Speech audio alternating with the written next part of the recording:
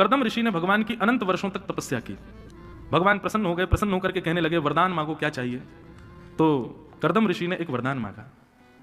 यहां जितने भी वैष्णव अब विवाहित व्यक्ति बैठे हैं, बहुत ध्यान से सुनना इस प्रसंग को। जो वैष्णव हैं, ठाकुर जी की सेवा करते हैं और अभी अब विवाहित हैं, बहुत ध्यान से सुनो। कर्दम ऋषि ने भगवान से क्या मांगा। हजारों वर्ष तक तपस्या की और तपस्या करने के बाद जब भगवान प्रसन्न हो गए, बोले मांगो वरम ब्रूयात, क्या चाहिए। तो कर्दम ऋषि ने हाथ जोड़ करके जो वरदान मांगा है अद्भुत, कि तथा सचाहम परिवोढु काम समानशीलां गृहमेधधेनुम् उपेवान मूलमशेषमूलम दुराशय काम द्रुदांगे पश्य। कर्दम ऋषि कहते हैं भगवान, मैं आपसे जितना प्रेम करता हूं ना, मुझसे ज्यादा आपसे प्रेम करने वाली एक कन्या से मेरा ब्याह हो जाए, ऐसी कृपा मुझ पर कर दो।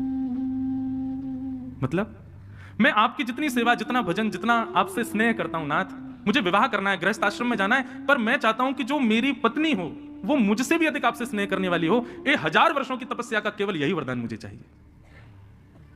भगवान के नेत्रों में आंसू आ गए, श्रीमन नारायण के नेत्र सजल हो गए। कर्दम ऋषि को अपने हृदय से लगा लिया, बोले वाह कर्दम, ये क्या मांगा तुमने।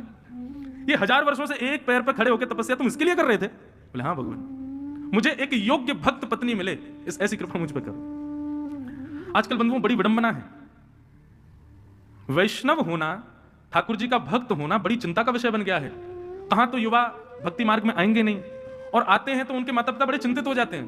क्योंकि मैं जगह जगह जाता हूं, इतने सारे बालक सुनते हैं कथा, आते हैं मिलने, उनके माता पिता कहते महाराज जी इसको समझाओ, बहुत भक्ति करता है। मैंने तो इसमें दिक्कत वाली क्या बात। मैंने कि कोई माता पिता यूं कहे कि हमारा बेटा बहुत पीता है, बहुत खाता है, मैं तो समझाए, भक्ति करता है, इसमें समझाने की क्या बात है।